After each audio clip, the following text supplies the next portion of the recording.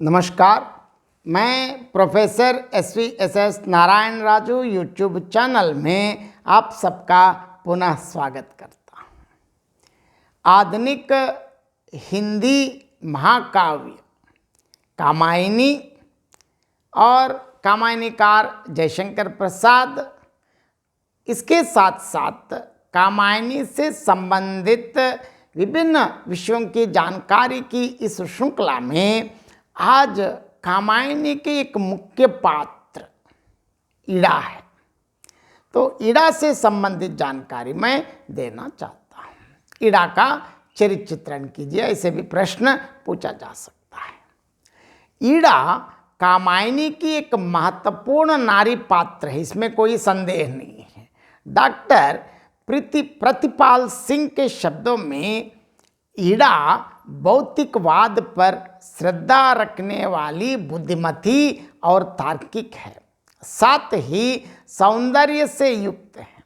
ईड़ा का सौंदर्य अत्यंत अद्भुत है। देखिए, जयशंकर प्रसाद जी के शब्दों में देखेंगे, बिकरी अलखें जो तर्क जाल, यह विश्व मकुट सा उज्ज्वलतम, शशिखंड सदृश या स्पष्ट भाल, दो पद्म पलाश चषक से दृग देते अनुराग विराग ढाल, गुंजरित मदप से मुकुल सदृश, वह आनंद जिसमें बरा गान, वक्षस्थल पर एकत्र घरे संस्मृति के सब विज्ञान ज्ञान। ईड़ा सारस्वत प्रदेश की साम्राज्ञी है। वासना तृप्ति के लिए भटकते हुए मनु को यह कर्तव्य पथ पर अग्रसर करती है।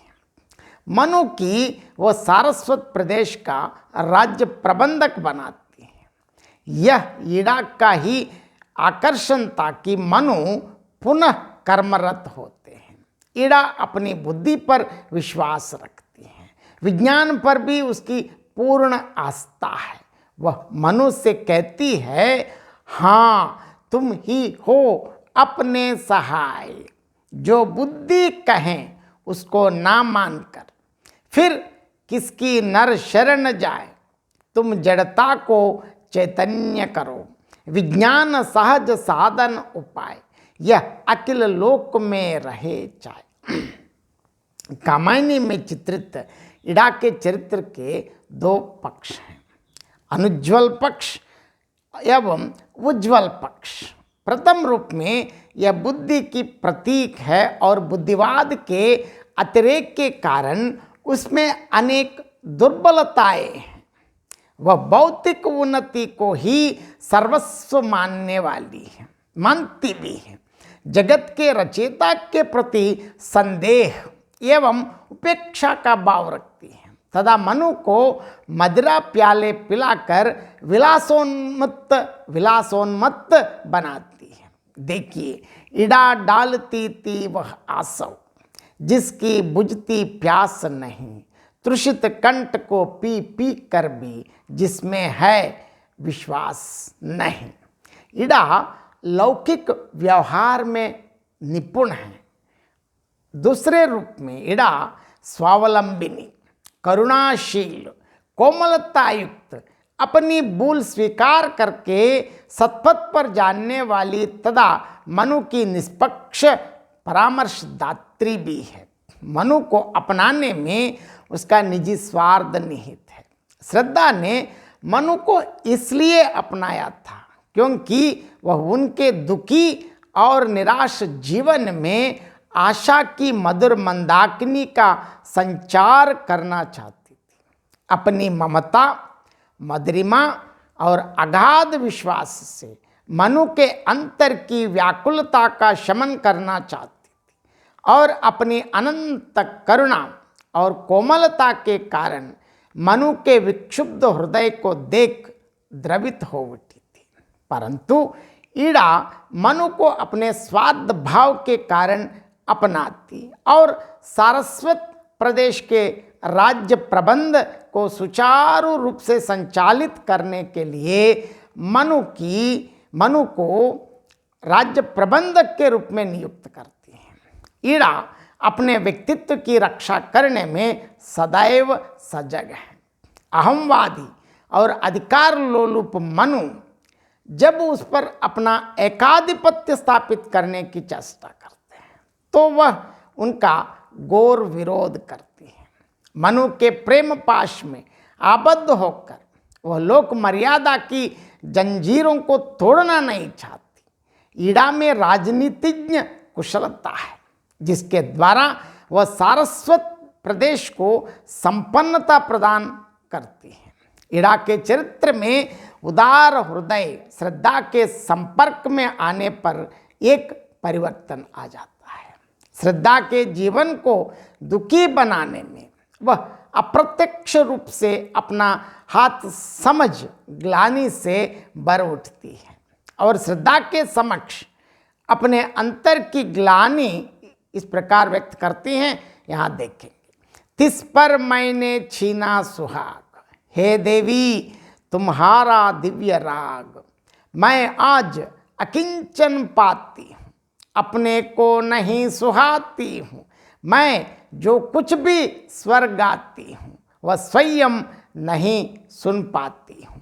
दो क्षमा ना दो अपना विराग, कोई चेतनता उठे झाग। यहाँ मौलाना तिवारी जी के शब्दों में देखेंगे, प्रसाद ईड़ा के द्वारा यह संकेत कर रहे हैं कि आज अनीश्वरवादिता, भौतिकता और बुद्धिवादिता के पंख में फंसी हुई मानवता हृदय पक्ष को जागृत करके उसको उसके बनाए पथ पर चलकर ही अपना कल्याण कर सकती है। ईड़ा में बुद्धि के तर्क, भौतिक ज्ञान, विज्ञान, त्रिगुण आदि सभी तत्वों का समावेश है। यह एक बौद्धिक चरित्र है और व्यावसायिक बुद्धि द्वारा अनुशासित है। हृदय की विभूतियों से वह वंचित है। वह जीवन की अखंडता के स्थान पर वर्ग विभाजन की सृष्टि करती है जो कि बुद्धि का ही कार्य है। यह अभिनव मानव प्रजा सृष्टि द्वैता में लगी निरंतरता ही वर्णों में करती रहे वृष्टि। ईड़ा की बौद्धिकता को देखकर श्रद्धा उससे कहती है, सिर चढ़ी रही पाया न हृदय। डॉक्टर गोविंदराम शर्मा के अनुसार ईड़ा के चरित्र में प्रसाद जी ने अनियंत्रित बुद्धिवाद की विफलता और श्रद्धा संयुक्त बुद्धिवाद की सफलता प्रदर्शित की है। श्रद्धा रहित बुद्धिवाद संघर्ष, अत्याचार और विद्रोह को जन्म देता है।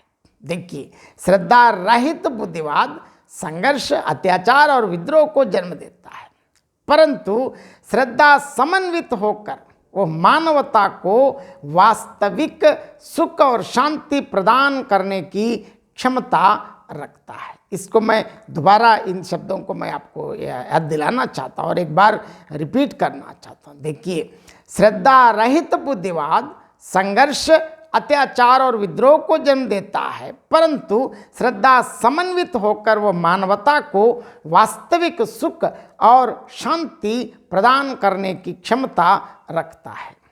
और अंत में श्रद्धा ईड़ा को अपना विश्वास पात्र समझ अपने पुत्र कुमार को उसके हाथों में सौंप देती है।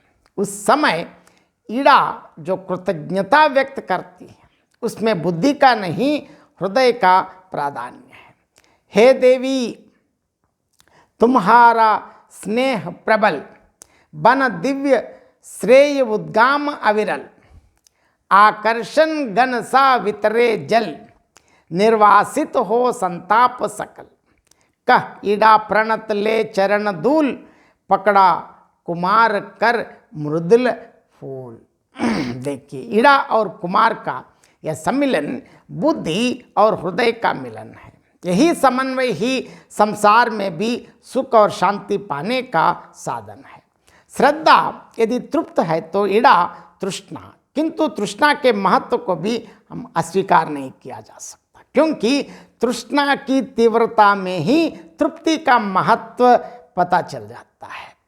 और यहाँ देखिए, तृष्णा की तीव्रता में तृप्ति का महत्व का हम पहचान सकते, ज्ञात होता है। श्रद्धा अर्थात हृदय और ईड़ा अर्थात बुद्धि के युगल कगारों से मर्यादित हो जाने पर ही मानव जीवन की सार्थकता की अनुभूति होती है, ऐसा प्रसाद जी ने विश्वास व्यक्त किया है। बहुत बहुत धन्यवाद।